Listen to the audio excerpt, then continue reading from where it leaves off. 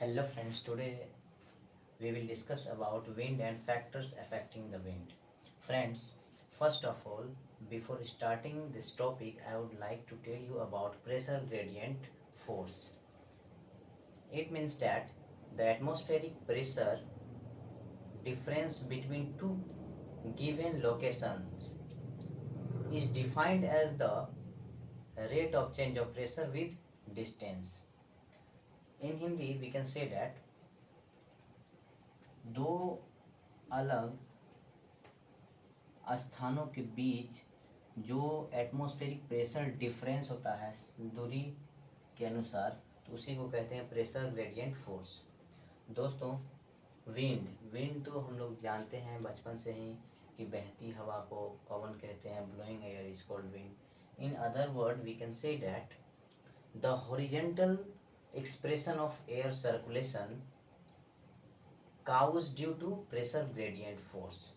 Pressure gradient force के कारण जो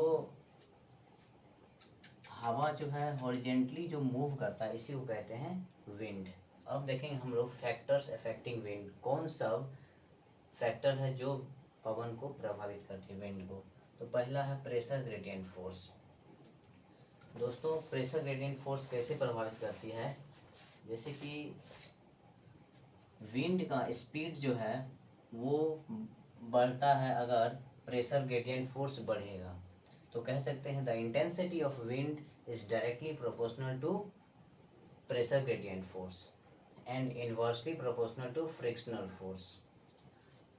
और विंड जो स्पीड में जो बहती है, तो उसके साथ साथ वो अपने साथ साथ क्या करती है, एयर मास का ज़्यादा वॉल्यूम को लेके भी जाती है। तो इसलिए हम लोग कह सकते हैं कि the volume of wind is directly proportional to the pressure gradient force. अब है दोस्तों कोरियोलिस फोर्स। कोरियोलिस फोर्स क्या होता है? Due to the rotation of earth, Coriolis force is observed and applied.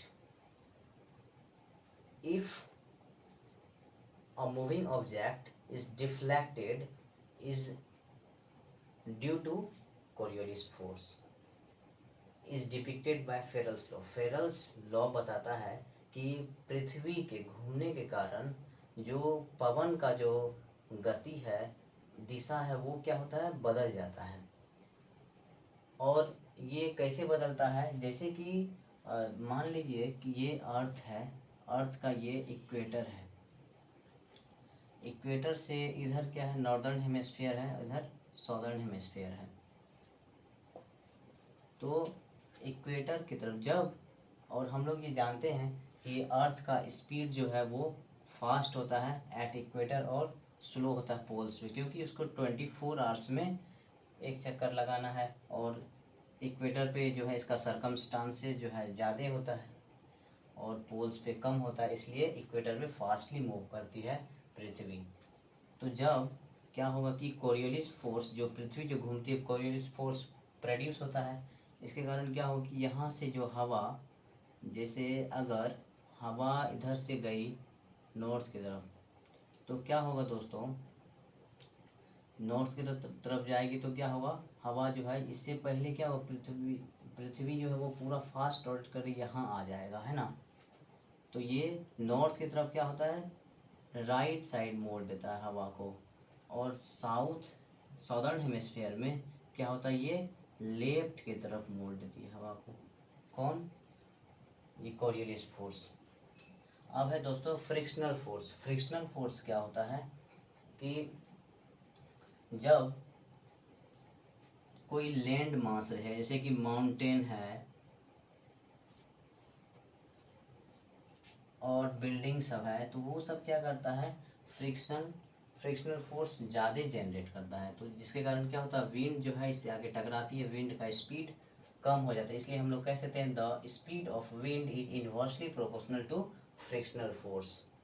और ज़्यादा कहाँ पे होगा, जहाँ पे फ्री स्पेस होगा और कोस्टल एरियाज होगा दोस्तों, वहाँ पे विंड का स्पीड ज़्यादा होता है।